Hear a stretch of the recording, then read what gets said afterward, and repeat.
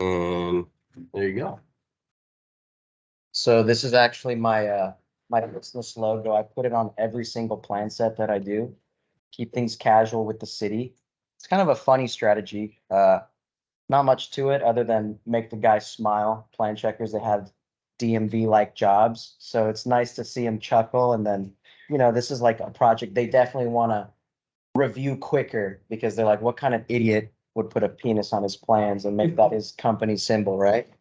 ADU Solutions LA is the boss man I work for now. He's the guy who built Tom's ADU. Actually, that one happened, was it under 3 months or was it just around 3.5? Rapid. It's all documented, job card evidence is there. Tom has it. Should frame it, Tom. But anyways, we're gonna go into this presentation, gonna keep it light, gonna keep it casual. Do I just hit this arrow? I think so, yeah. All right. Yeah. So this presentation is called AB 1033 and the hypothesis of the great blue collar hot potato. Sounds so fucking weird, I know, but you'll get it soon. Before I get into this, are we all familiar with SB 13 in California and SB 9? Let's go over this quick overview. SB 13, this ADU law in California, specifically for California, but is replicated in other states as well. It allows you to build a guest house in your backyard. Okay. SB 9 is a similar bill, and they will probably start doing this in other states, but it allows you to essentially, there's two pathways, but ultimately the goal is to take an R1 single family house and give you a by right path to create 4 total units on that lot. So one pathway is a streamlined subdivision in which you're allowed to cut one piece of land into 2 pieces of cookies, right? And you can double dip the SB 13 ADU law with the SB 9 law. So as I said, there's 2 ways to go about it. Pathway 1, we cut a land into 2 cookies, introduce 2 chocolate chips, 1 chocolate chip already existing being your existing house, right? The other way is without cutting the lot, you can still put 3 more units on there. Are we all clear with that so far? So, Mr. Inland Empire, what's your name? Miguel. What we're about to talk about, if you invest strictly in the Inland Empire, it will not be that big of an issue for you, this hot potato that I'm about to discuss. But real estate investors who are buying in neighborhoods that have been tract mapped since the 40s and have basically built out a very solid suburbia, this presentation is for you, something for you to think about, okay? So this is the resource and reference. All on the YouTube. You'll basically be able to copy and paste that later and know that I'm not bullshitting you. So question number 1 on AB 1033. AB 1033 is a pretty revolutionary bill by the state, but the state is giving every city an option to adopt it or not. SB 13 and SB 9, as we discussed just earlier, that is by right, meaning you as a California citizen can do this no matter what your city says. Whether or not they agree upon it, you can make it happen, okay? AB 1033 is a law to allow people to condoize these ADU developments and sell them separately and finance them separately. We will go over that. So I'm just going to read this out, be boring. This bill would, in addition, authorize a local agency, not demand, authorize to adopt a local ordinance to allow the separate conveyance of the primary dwelling unit and accessory dwelling unit, ADU, as condominiums, as specified, and would make conforming changes. So they're allowed to adopt this law, an option if they want, and give a very a procedural pathway of what they require for you to do that. So they don't have to, but they can. I think most of them will. And that's the great blue collar hot potato. So let's take it one by one. I broke down the text and made it like blue collar understandable. So point A, it basically means that you can do an AB 1033 within an existing condo development, which has its own existing HOA, so long as what you're doing is conformant to the first HOA. So imagine we have an R1 lot, right? With no HOA, okay?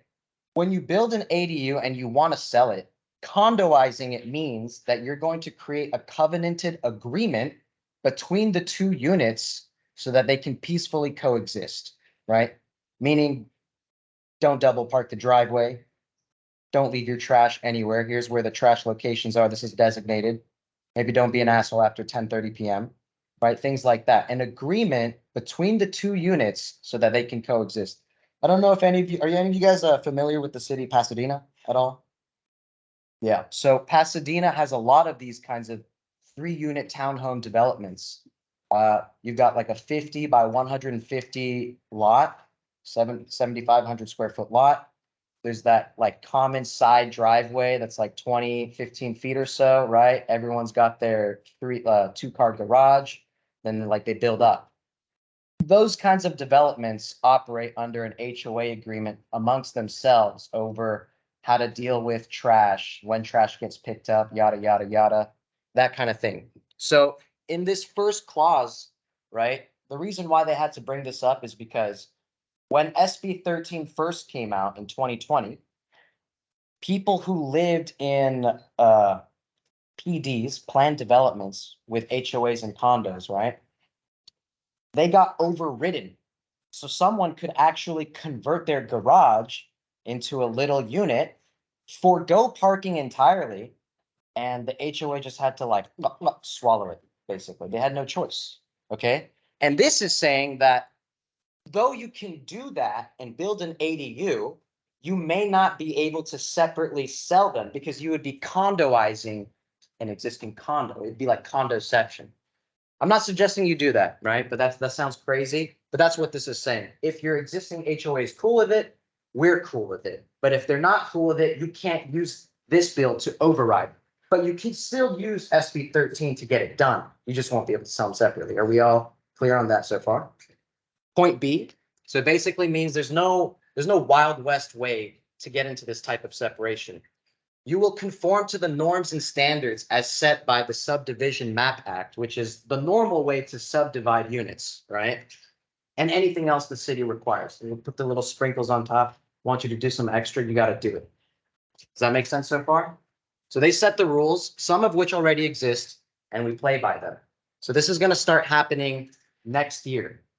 Next year, the cities are going to be making a decision whether or not they're going to get into this at all. So point C, we just read that. Before recordation of the condominium map, the safety inspection of the ADU shall be conducted as evidenced either through a certificate of occupancy from the local agency or a housing quality standards report from a building inspector certified by the United States Department of, basically HUD, okay, US HUD. Basically, it means that, I mean, this is not a really important point to make, as most of these ADUs that have been built that were subject in talking about condoizing, they've been built in the last 3 years. But ADU is not new in California. Some cities like San Jose, they've already done this for a while. They're very progressive about it. And the SB 13 bill is basically copying and pasting what San Jose had been doing from the get-go. Okay. Now for you finance guys, I'm not a big finance guy, but there's obviously a bunch of questions about, well, what if your property is under a mortgage, right? What if you have a lender? There's basically clauses about here, like that talk about how to deal with the lien holder or your bank if you're proposing some kind of a separation. And there is a pathway. They just got to play ball. Okay. So do we have any questions on what a lien holder is? I'm not talking about like when a subcontract. Okay, so we'll just keep going. So lenders, banks, financial situation, what's the dealio, right? Basically, you got to pay your lender off. Okay, but not in all cases do you have to pay them off. Sometimes you can cut a deal with them, talk to them and be like, hey, this is what I intend to do. Yeah. What's up? So just so you guys kind of get like a quick visual. So like on this project, Oh, yeah. we've got this detached, right?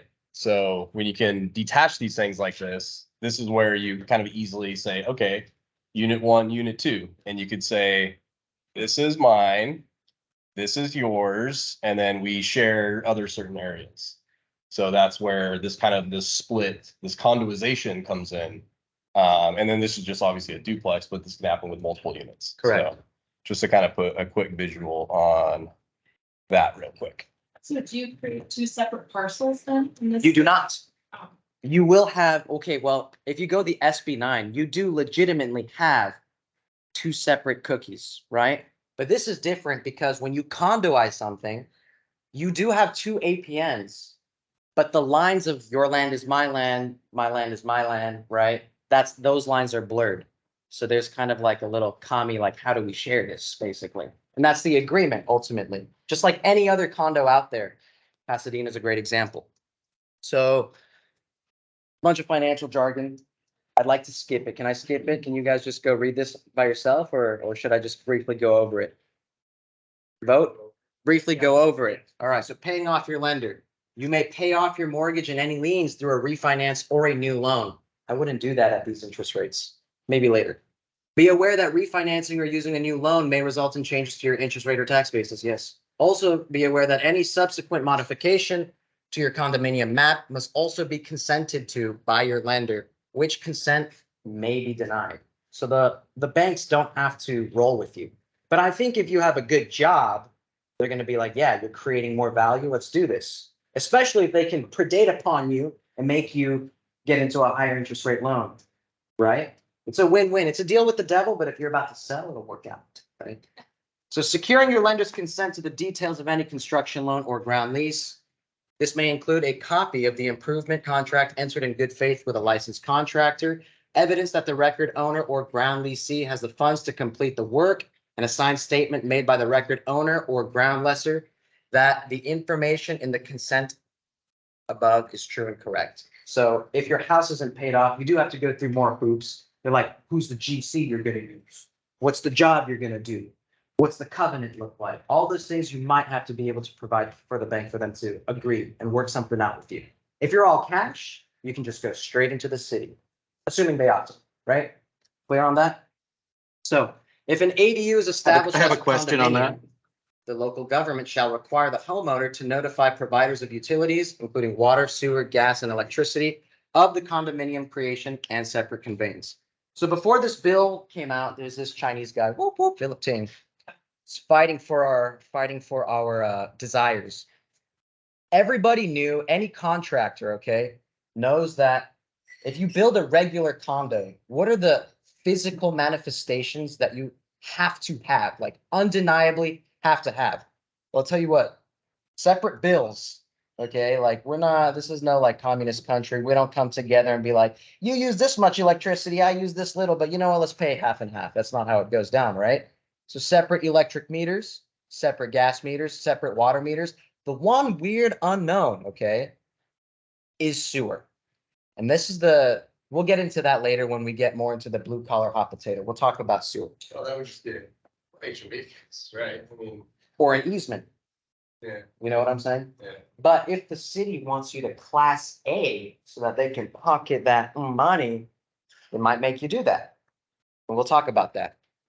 So, my arrow is not here. Any questions so far? What's the big picture play? Are we like undervising, then subdividing, or like if we're looking to like, Well, I mean, each Yeah. situation is Well, different. condoizing is like acquiring the same end route of a subdivision without going through the bullshit of a subdivision. Does that make sense? okay, Because you see, when I built Tom's ADU, I built it under a state mandated by right way, right? So I basically skipped through public review.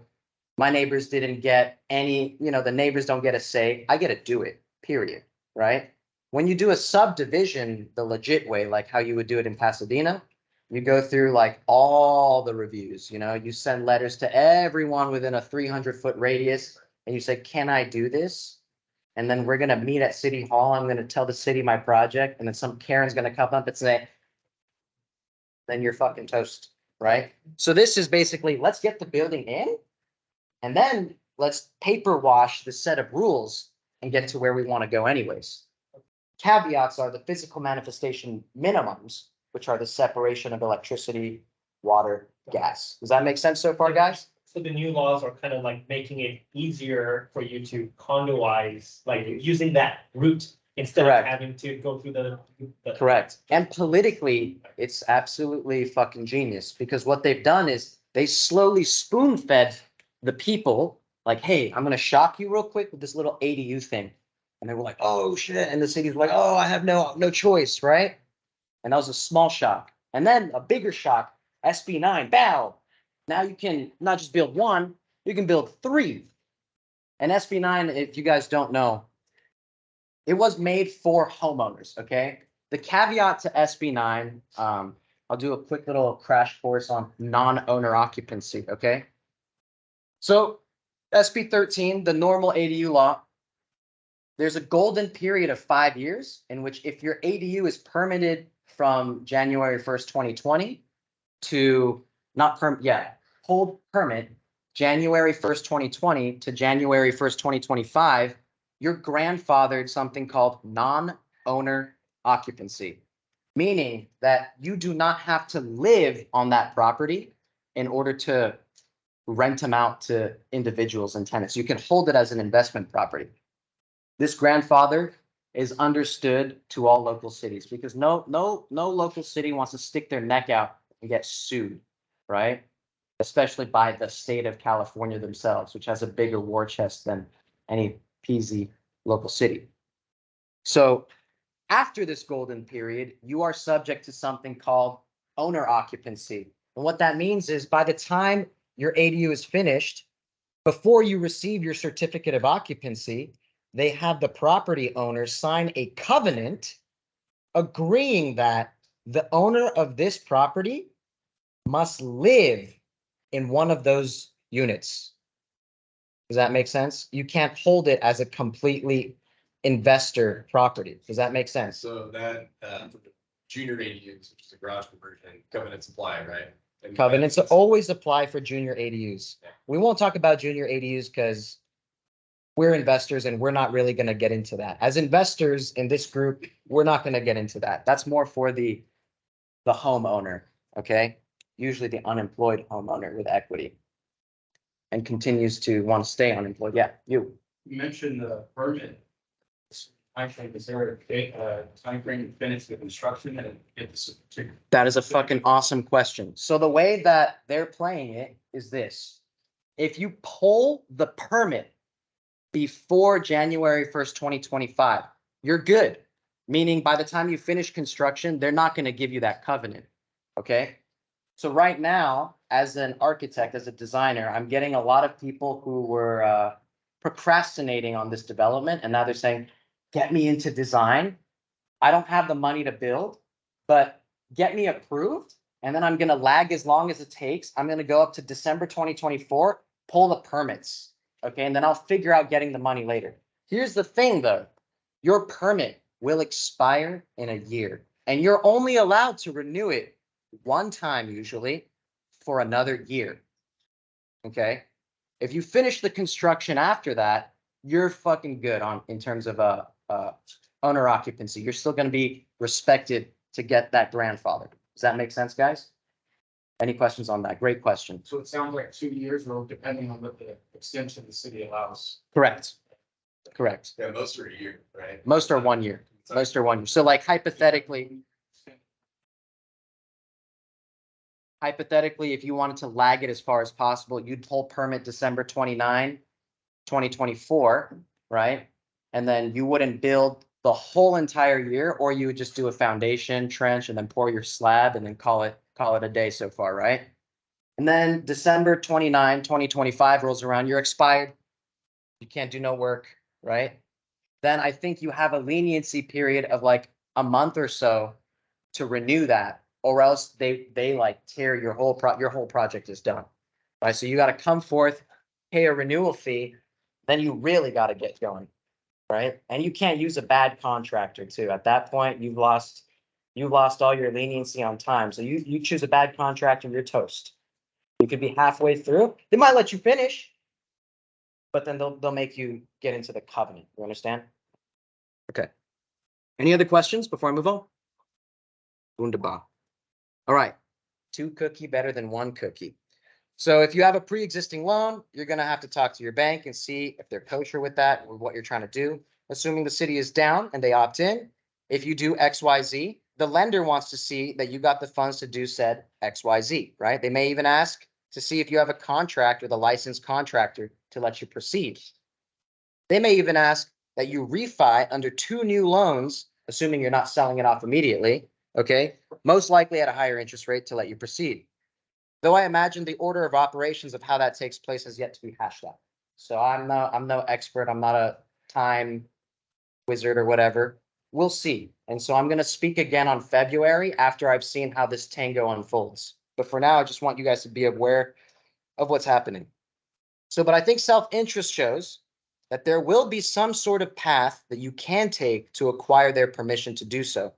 I don't see why one would unless they intend to sell it as soon as they were done. Meaning, I don't see why a homeowner would complicate their lives through this process if they didn't have the intention of making that sale. Right. Does that make sense? Yeah, so like for me and mine, I don't intend to sell the property.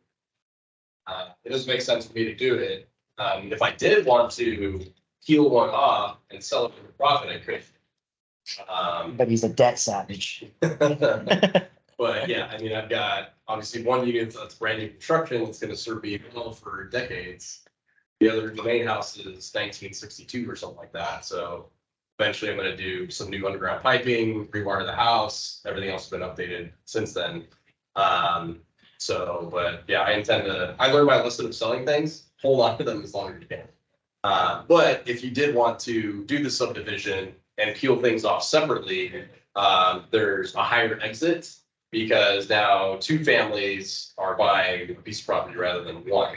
And so they're gonna obviously pay a little bit more because that's within their budget to get housing. Mhm. So It's kind of like when this country is screwed, we like wave our magic wands and we're like, zoning law, do this. And then it's like, whoa, there's value, right? And that's what's happening. It's terrible. So the obvious physical manifestations, separate water, separate electricity, separate gas, separate sewer, maybe.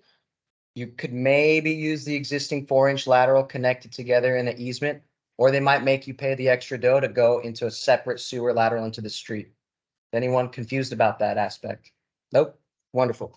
Ambiguous physical manifestations. Fire sprinklers. Sometimes one of the ADUs are required to have fire sprinklers and the existing house doesn't. Sometimes that happens.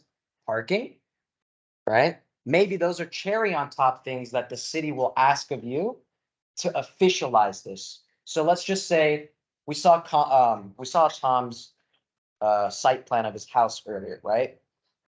It's not one of those, it's one of those driveways that are pretty short and like straight into the garage, you feel me? But sometimes the better situation is you have the full side garage so someone can drive all the way into the back. Does that make sense? So it depends on the city how they're gonna roll about it, but it's within their right to demand that, but they still offering you a pathway to get there. Maybe another thing, which is point 3, the demolition of pre-existing legal non-conforming conditions. So in architecture, what is a legal non-conforming condition? There's some houses, right, that were built in the 50s, 40s, 60s, whatever, back when there's basically no fucking rules at all. Detached garage, imagine this, detached garage from the house, side driveway. You ever see that garage that's built right on the property line? That used to be chill back then. That was legal. But since then, obviously with fires and stuff, we've changed those codes. So now if you want to build a new garage, they ask that you set back sometimes a minimum of 3 feet, right? A minimum of 4 or 5 feet. So what happens to a garage that was there already and then the laws have changed? We call that garage a legal non-conforming structure, meaning it's cool that you have it, right? But the moment you want to like do something to it, now you lose that setback, okay? So one of the conditions that a city could impose upon you is make everything legal to the existing code, and then we can talk. So if you've got one of those old things, they might say, I'm down with what you're trying to do, but do this first. And that's within their right. That makes a lot of sense. Does that make sense, guys? Yes, sir. Quick question. Yes, sir. On the sewer, Yes, sir. can you actually see me and somebody for the future, I was on the actual like ADU chat and it says here it's on the 210. 2 and the 210. That's Glendale, Eagle Rock. I think there the city is actually making the junior ADU have its own sewer line. Like it can't go into the main house, the main line. It has to go directly Into the street? into the street. Can you see that being a thing that most cities are gonna probably convert to since it's kind of ambiguous? I'm not even surprised that it's Glendale, like not to be like a racist or something. You know what I'm saying? But here's how politically, right? Like why the hell would they do that?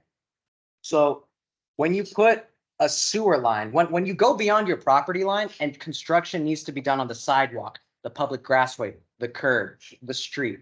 That's how, as we know in construction, is called public works, right? They charge you a shitload of money, and then like some gringos come, and then they like sit around and smoke cigarettes, and they wait for the big machine, and then they do some stuff, right? And they charge you like 20 grand. That 20 grand goes to pay for schools, goes to pay for repairs and all that stuff. So they're like siphoning from you. You know what I'm saying? Most of the ADUs that me and Felix do at work, right? We connect to the existing ladder. So that's legal. So as long as you're 2 feet in front of the front property line wall, that's the closest you can make a connection. So we usually make that connection in the front yard. Does that make sense? But in cities where they're telling you, we want you to class A. I mean, that's the way it goes, you know? So I can see a city, right? And we will talk, the great blue collar hot potato hypothesis is strong, baby. I know I'm confusing you guys, but you'll see. So the great blue collar hot potato, goddamn. What the fuck does that mean? Kobe Bryant. It's about the state of the grid, the capacity of the transformers. It's about the consequences of urbanized sprawl, the ramifications of density, the current state of the bureaucracies. It's about the unspoken game of the blue collar hot potato. What the fuck does that mean? All right, take a tract map, any map. I could go as far back as 1950s when suburbia was planned, a time when racism was wilding, right? Whites were flying, redlining and racial zoning, and the birth of R1 as we understand and see it today. We'll just keep it a little bit simpler tonight. Read the book, The Color of Law by Richard Rothstein, if you're interested. It's a very good book. Basically, it's the context of what I'm about to discuss, okay? So this tract map right here, I did an ADU, I think on this lot, 102 or 103, okay? And the things that I saw there led me to create this hypothesis that I'm sharing with you guys tonight. You see this? You guys see this clearly, right? Those little circles. You go on Google Maps to this tract map, those are where all the power poles are at. Okay?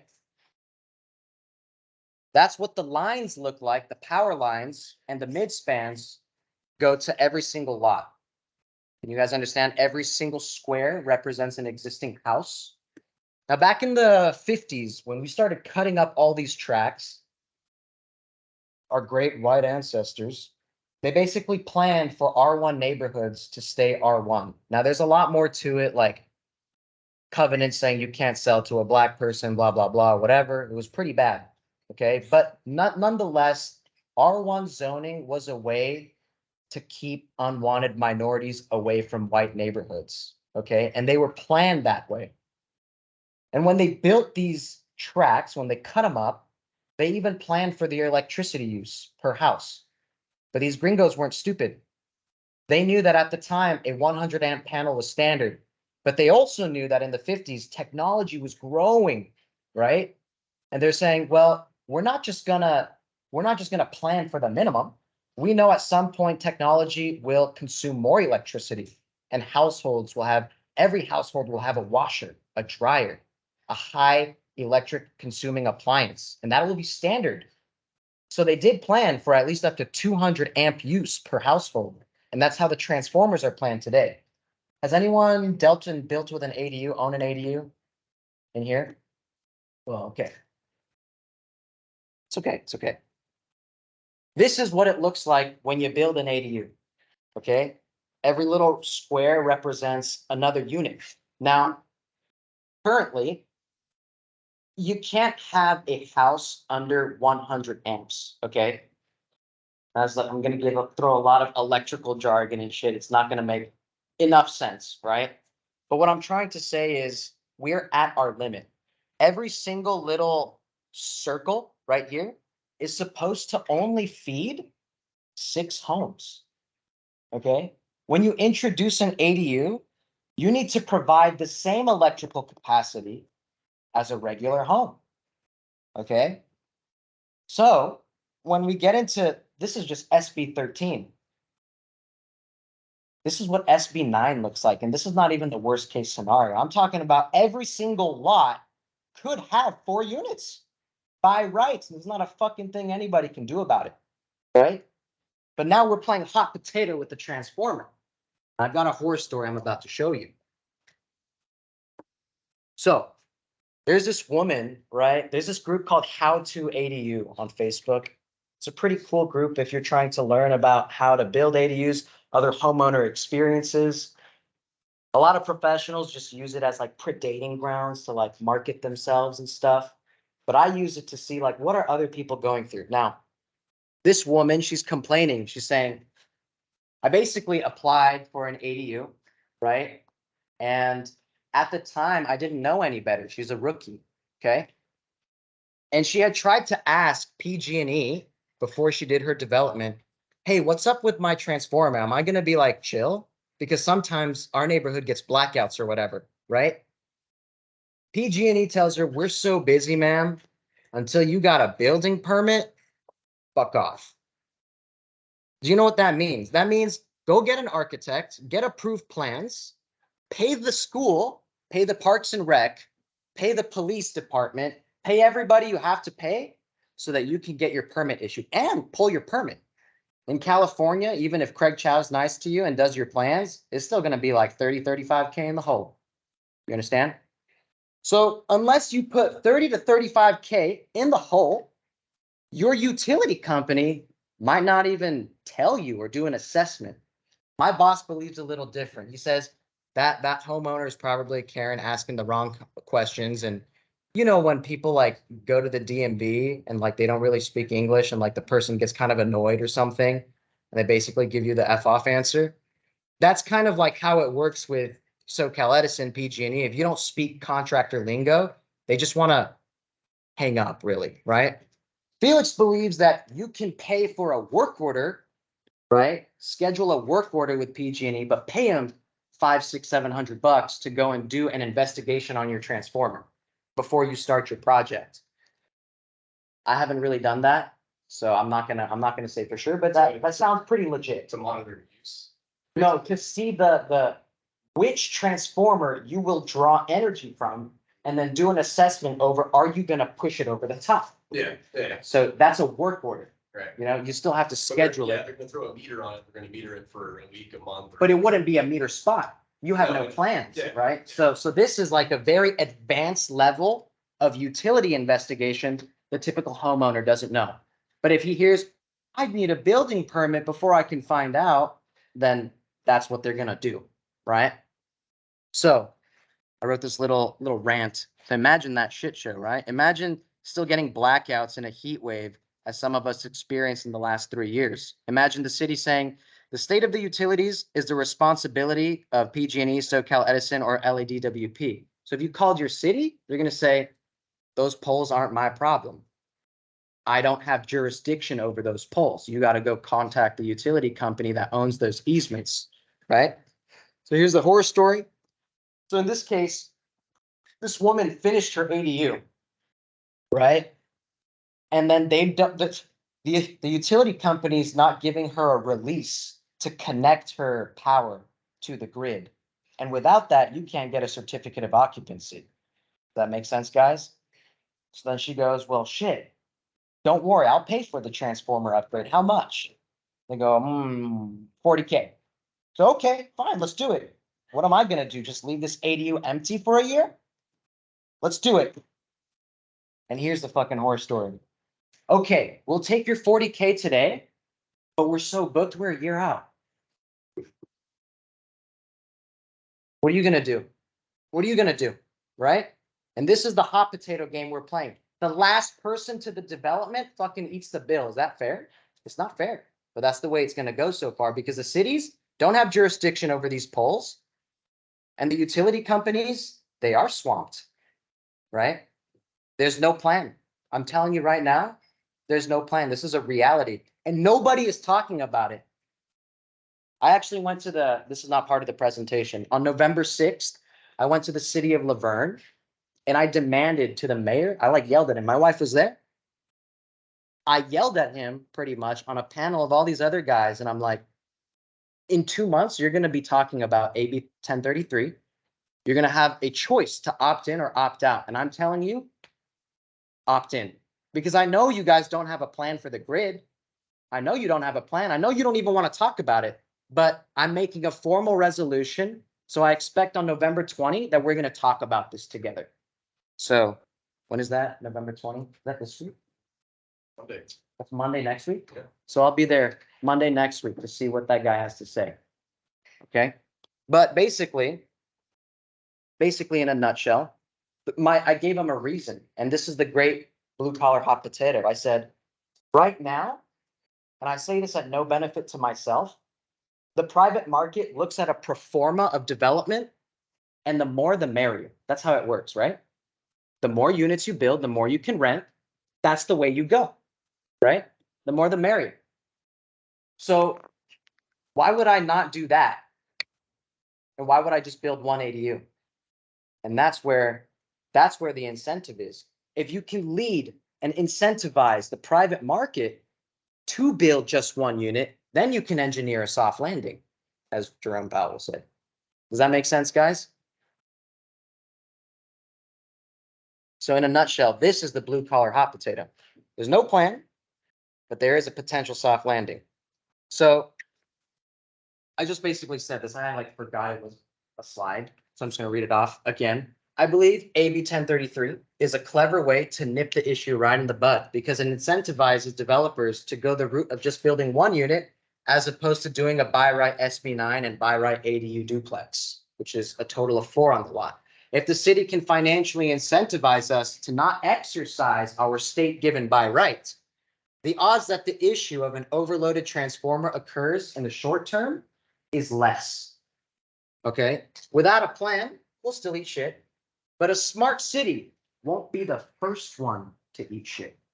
Does that make sense, guys? So everybody knows that there, just to explain the 2 pathways to SB9. So for those of you guys in the audience, I thought there were going to be more people, but there aren't. 32 people got out raised. So I see. Yeah, I graded it because I know it was presented.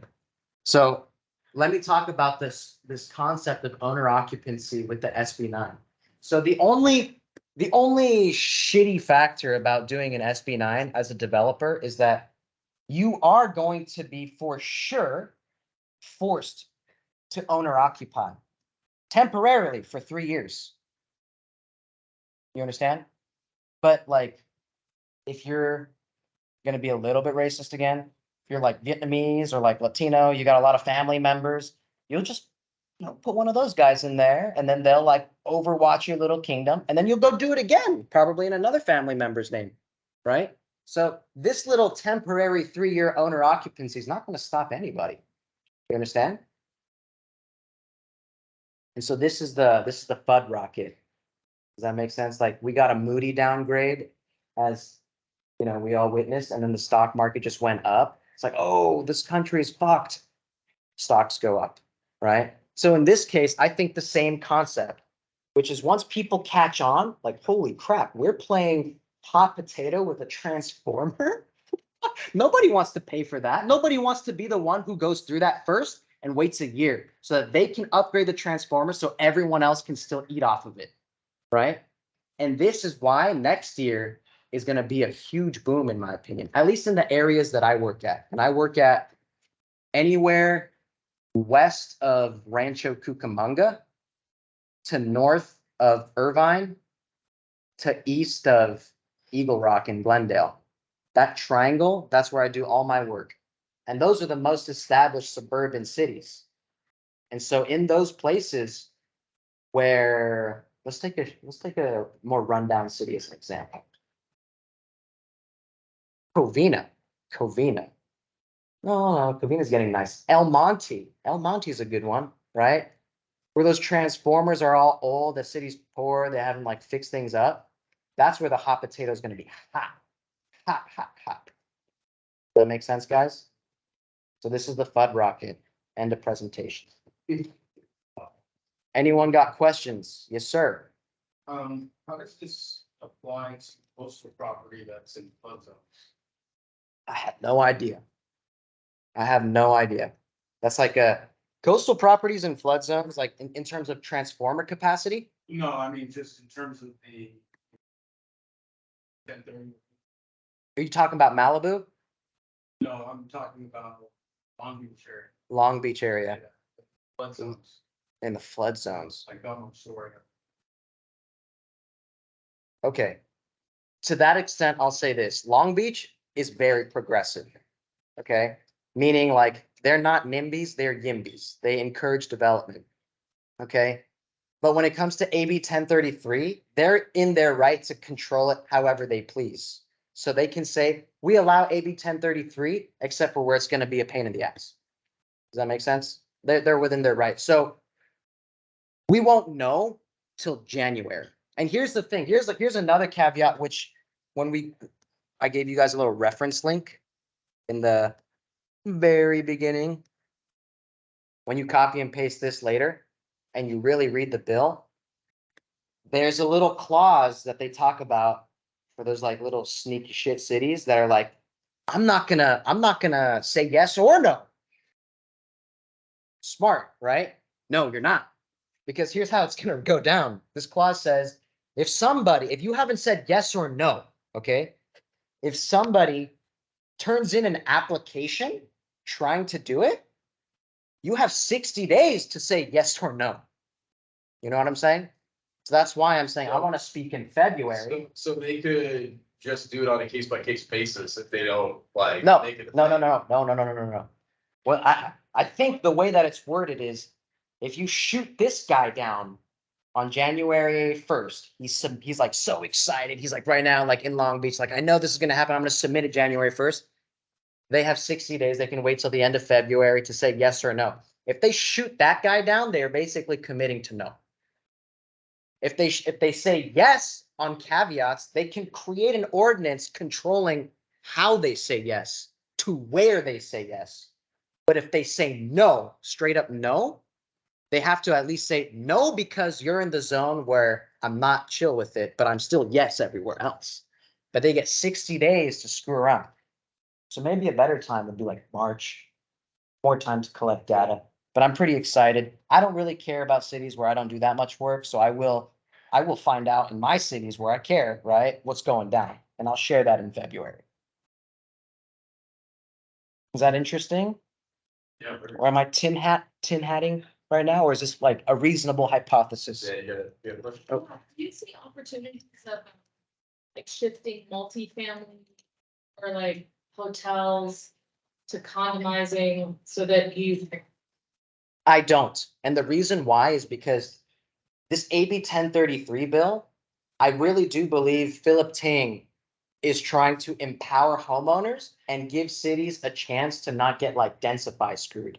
So it's not for like titans, you know? Titans have their own game, but this is like for the little guy. Yeah.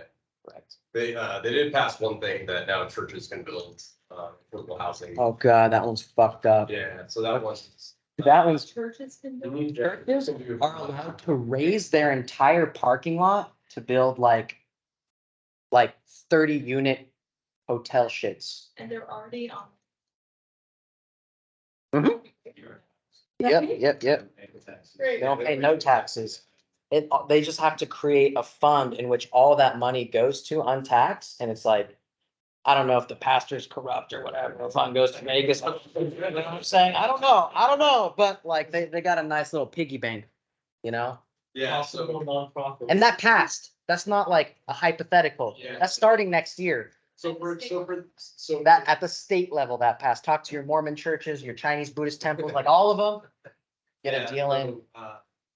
Yep. So that's for affordable housing. So like when you get to a certain amount of units, you have to have prevailing wage, which is company be going for those projects quite a bit.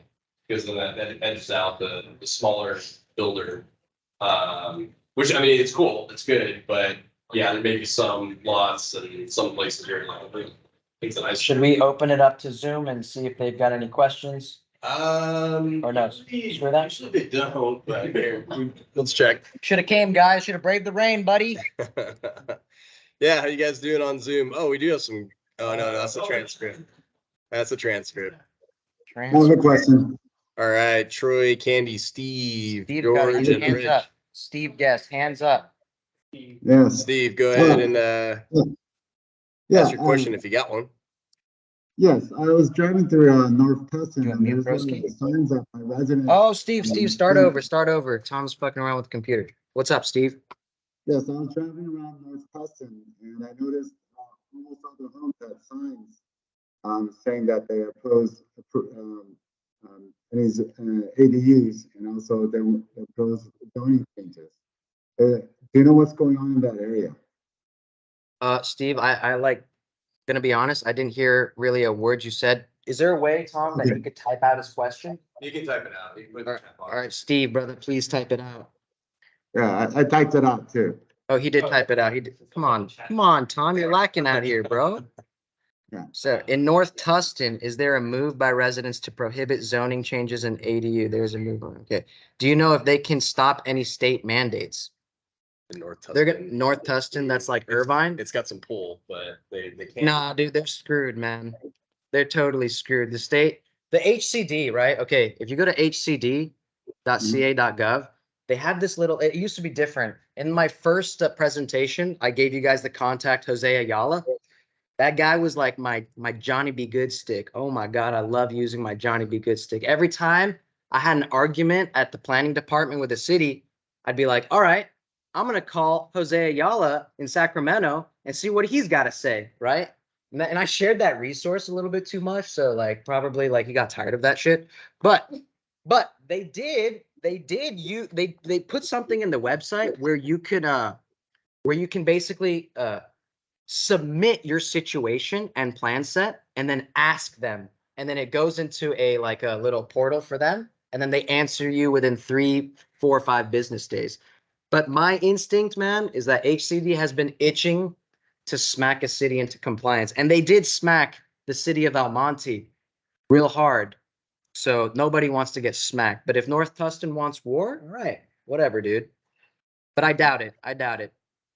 Well, and I would say for him, the answer is it always depends. Get your professional to take a look at it and Yeah. But I will say this. If you submit whatever situation, which is they don't want no hypotheticals. They want you like committed, skin in the game, nuts deep, like you're in plan check, you're having an argument, you're within your right, you've consulted with an architect, here's your stance, right? What HCD wants you to do is they want you to get rejected because when a city rejects you, they have to reject you in a formal letter. You will download that letter, you will send it to HCD and said, this is what those assholes said. And then HCD will be like, oh, let me read this. Oh, okay, I'm on your side. Then you don't have to do nothing. The state's going to fight for you. And the city attorney is just going to cower and bend over for you. But if HCD says, yeah, they got a point, you're dead, bro. That's how it goes down. Okay, thanks. Yes, sir. Do we have another question? Type it up, guys. Troy Jackson, you got a question. Type it up. Steve, you got a question. Type it up. Oh, no, Steve just typed it. Oh, no, that was the question. All right. This is Troy. Are you able to hear me? This is Craig. I can hear you. Okay, perfect. For some reason, I can't type it out, but I have good. 2 questions. Sure. So I have an R1 lot in Culver City in West LA. And I tore down an attached garage, 5 feet of separation, built a detached 2-unit. So right now I have 2 buildings side by side on the same lot, 2 units in one, and of course, the original single family home. So that's the 3rd unit. Right. So I've got two questions. Oh, One don't is, let me guess what one of your questions is. Do you think you'll be able to AB 1033 sell both of the ADUs separate? yeah. Well, I mean that's a third question, but I have two others. All right, sorry for interrupting. What's the first question? So the first question is, did I understand it correctly that I don't have to, as the owner, right? Because I live in the single family home right now. I don't have to. The city can't make me record a covenant to own or occupy for 3 years. Wait, hold on. You live in a single family home, and Yep. you're telling, is it an attached duplex? No, So Okay. you're telling me you have a ADU and a JADU? no. Here's what's you have one home, but you have two ADUs. no. No. I have, okay, so there's a single family home Okay. and there's a huge side yard. Okay.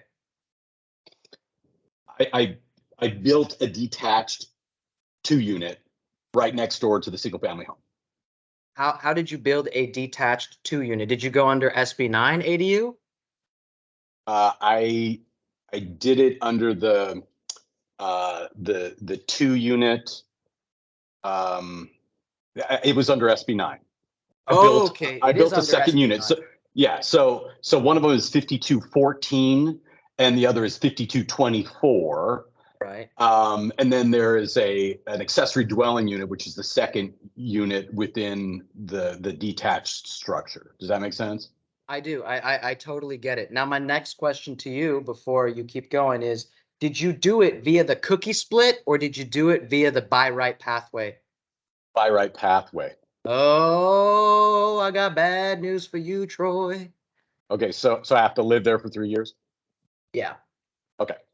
So I'm in the soup there. The second thing is, now that I have them built, if I want to throw a lot line in between the 2 units, in between the 2 detached structures, using SB9 also, can my lender kill that? From what I understand, Troy, you have tainted the Punan. And once you've went in with SB9, you can't SB9 the SB9. Does that make sense? Mm, That's how I understand it. Okay. Because there is a clause in SB9 saying that you cannot use this bill for something that has already been subdivided. yeah, but I didn't subdivide it. I just built a second unit. But you already underwent one of the pathways, and now you're trying to hop into the other pathway. Does that make sense? This is an Yeah, interesting. that's This not is an allowed. interesting. But I don't think so. But I would still ask. But my instinct says no. Okay. But I'm asking a different question. Can my Okay. lender kill it? Can your lender kill it? Yeah, in other words, in at the beginning of the presentation, you talked about lien holders. And you said if there's a lien holder there, because I got a hard money lender on here that's kind of a hostile, party. So if I'm able to get the city to get them over the hump to allow me to double dip essentially on SB9 and do the lot split, can my adversarial hard money lender kill me anyway? Dude, here's I'm gonna explain it a different way, answer you a different way. Okay. Let's just say it's a coin flip whether or not he can kill you, right? It's a coin flip. I'm not saying yes, I'm not saying no. I'm saying maybe. I think the main problem in this case is that, say the city is cool, right? Mm-hmm. You're going to put skin in the game and you're going to get this done, hopefully hire me, right? But then if this guy, because the cities don't get involved in civil disputes, you understand? They never get involved in civil disputes. So if this guy ties you up in court, then you're still at an L, even if you're going to win. I just think it's still an L, So It's a rough spot. Jeez, man. That's a rough spot. But that's the way I see it. That regardless of can he or can he not, he is definitely within his right to take you to court. You won't deny that, right?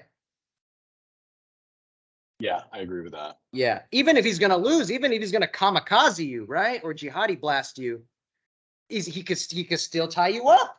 And that's an L regardless, even if you're gonna win.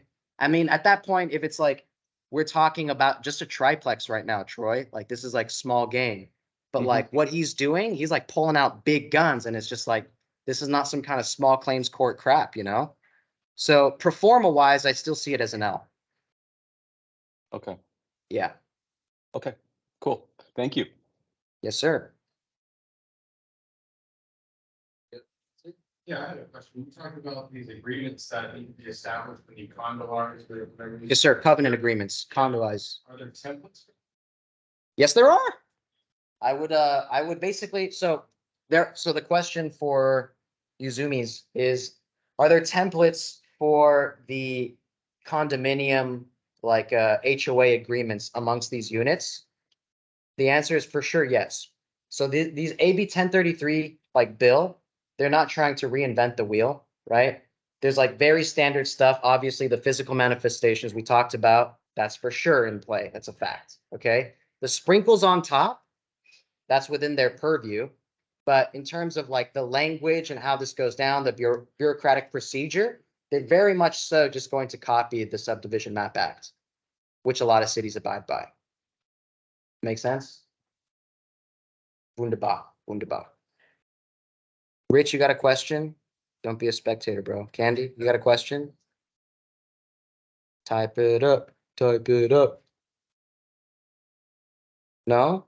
No? I have another question. Yes, sir. What are your thoughts on the grants that 40K Oh, man. grants, whether it's free money then? That's free money. What's gonna drive? I tried applying for Tom. I tried applying for a lot of my clients. Yeah, And the I thing- they actually hit me back up and responded to me and had me fill out one other separate spreadsheet. I haven't heard back since then, but everyone thinks it's like, oh yeah, there's 40 grand out there, but guess what? How fast does free money dry up? Yeah. There was $100 million grant that went out from the state. That's only 2,500 ADUs, right? And the thing is, like, I wonder, right? It's a lottery, basically. I wonder if they're gonna treat it like whoever applied and should qualify for it. But now that you've got it done, like fuck you, or like, do I give you a 40K like little refund Yeah. gift card? You know, I don't know how that goes down. I have tried applying for two of my clients. This guy here, and then a woman who I just finished an ADU for in Glendora, which was that tract map situation, and still talking about it. You know what I mean? And the ADUs have been done because obviously I meet the client signs with us.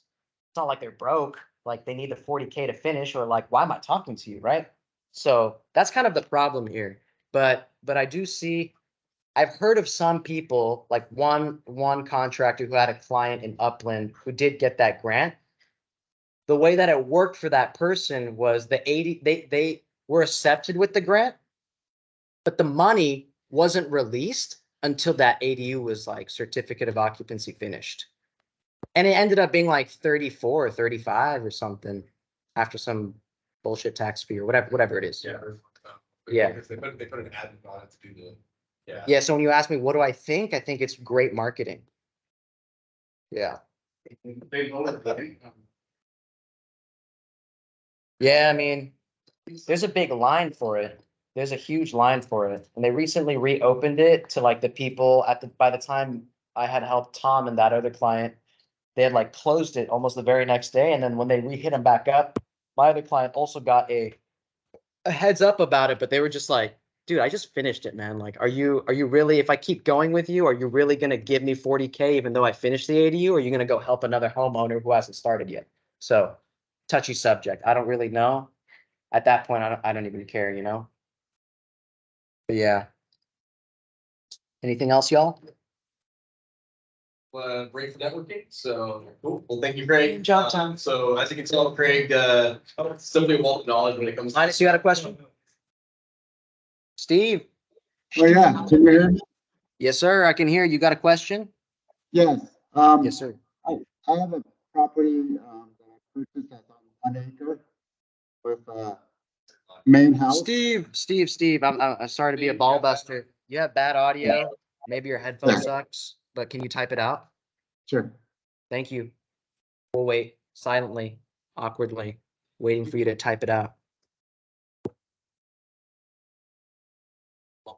All right, got the bubbles going.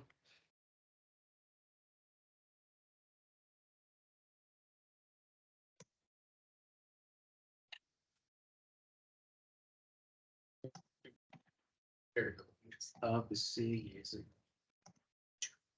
where the blood runs high. I have a property with house, detached guest bedroom / bath, and detached 4-car garage.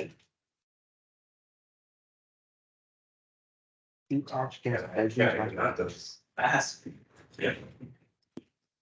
That's massive. Steve, are you rich? You can take that 4-car and make it 2 units, right? Well, he has a property with a house. And he has an existing, like, a guest house. So Yeah. large lot, detached guest bedroom / bath, 280 square feet. It's not an ADU because there's no kitchen. We have a 4-car garage, 1,300 square feet. All right, wunderbar. What's the question, baby? Is it San Bernardino, Steve, by any chance? Besides adding No, it's in Orange County. Orange County, got it. Besides adding on ADU to the 4-car garage, what can you do with the detached guest bedroom / bath? All right, well, if I were you, I would not, unless you're interested in going the AB 1033 route. Okay. Steve, do you live here?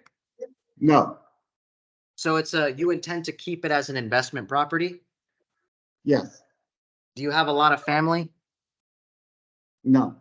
Okay. Well, never mind. Besides adding on ADU to 4-car garage, what can you do with the detached guest bedroom / bath? Well, you have all the pieces to making that little thing an ADU, but I see what you mean. You're limited on size. You want a bigger one. I think the interesting thing here is, because I'm not very familiar with Orange County, I'm going to be honest, but I would check in to make sure you're still kosher to do that ADU, because you already have what's probably like titled as a guest house or something, right? It just has no kitchen. Am I correct, Steve? Bedroom. Yes, Yeah. bedroom. It would be interesting, right? This is the interesting part, which is perhaps you just do the ADU normal, right? Mhm. But then you do like a surgical demolition of, say, the bathroom of that guest house, completely Mhm. eliminating it from title, so that there's no conflicting existing condition that would then halt your ADU. But before even having that conversation with your city planner, I would just walk in or call and tell them your situation and be like, can I just keep this thing and have an ADU? And if they say yes, just go do that, you know? But Okay. I was gonna suggest all this SB9 stuff. But since you don't intend to live there, like why would you do that, you know? But if you do, or you can throw a family member you trust in there and give them a great rental deal, that's what I would do, you know? Does that make sense, Steve? Okay. So Like an people will bring ex-wife that- works, Okay. you know? I was told by one architect I could extend the house to attach onto that detached bedroom.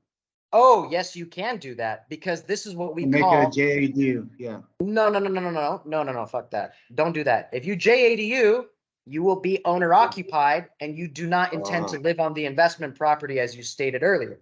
But what that architect is saying, and he's smart, because he's recognizing an opportunity in the physical manifestation of the space between the single family house and your detached guest bedroom or whatever. And he's going to paper wash that extension and eliminate title of that thing as an addition. Does that make sense? I see. I see. So basically, he's going to like kind of like in science school. Do you know the term phagocytosis?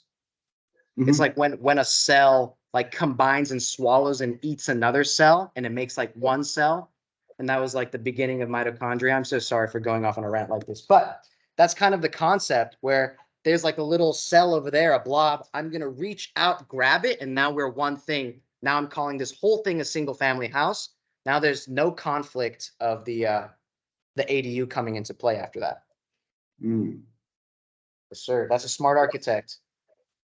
Would you do that, or would you just try to expand that guest bedroom? To answer this question, the process of elimination, the thought process for me would be my budget, number one, and the size of that addition. Is the size of this, because this is an investment property, right? If Yes. you're happy with your returns right now, there's no reason really to complicate it.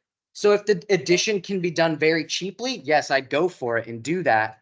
But if the addition, like if the road to combining those two pieces together means I got to build a minimum 650 square foot addition, well, let's talk like at $200 a square foot, which is impossibly cheap, right? We're still talking like 120, 130 grand. Yes.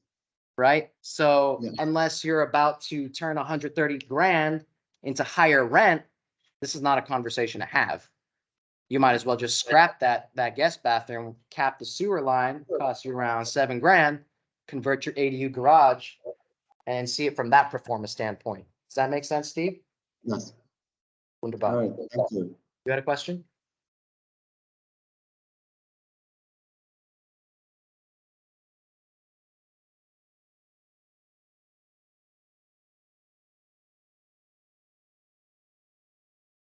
States that say, for example, will That person would have to be on title, and I have heard this question. I have talked about this with the city of Laverne, and yes, that is possible. That is possible, but that tenant would have to legitimately be on title. So for the Zoomies, the question was, have you encountered a situation in which for the main investor, the main homeowner, right, to get around this concept of the temporary owner occupancy, have you seen people forego a fraction of a percent or whatever to the tenant that's renting that property so that they can technically stay owner occupied? The answer is yes. I have heard of such a case. I do not know an exact case that I can give you, but I have seen people talk about that, and so it's a loophole of owner occupancy. The thing is though, I do not know if the nature of that ownership is through an LLC or like regular title, like family members. That is a great question. I would talk about that with the city that I would want to do something like that in. That's a great question. In this illustration, you're saying the phagocytosis is of the main house with the guest bedroom. Correct. Okay. Correct. That Yes. then allows for building. Correct. Thank you. Yeah. You like that analogy, huh? Yeah. Nice. Nice.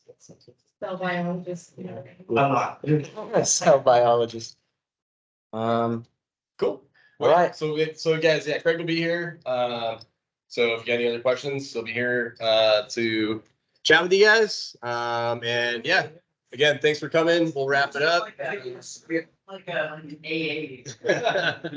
This will be on the YouTube. You guys need it. And thanks for jumping on for the guys online. Thanks, everybody. We will see you next year because we do not have a meeting in December. So you get this call essentially is. All right, checking out. He's selling. All right, Tom.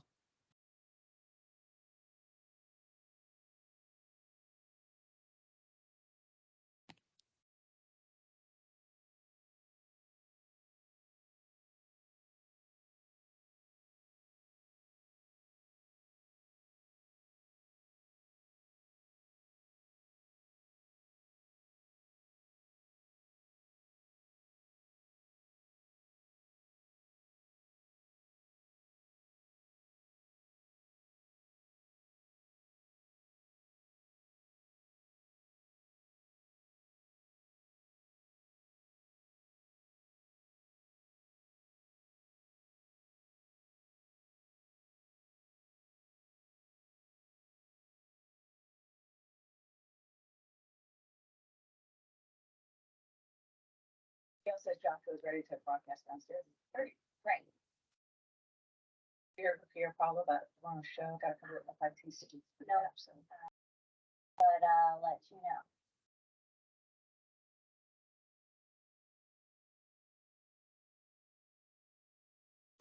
No, it's nothing.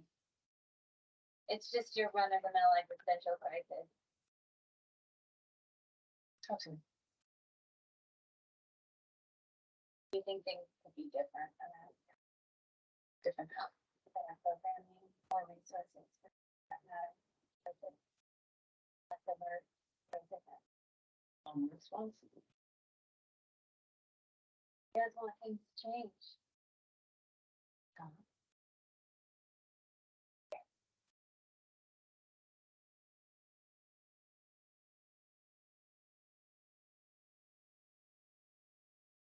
Great.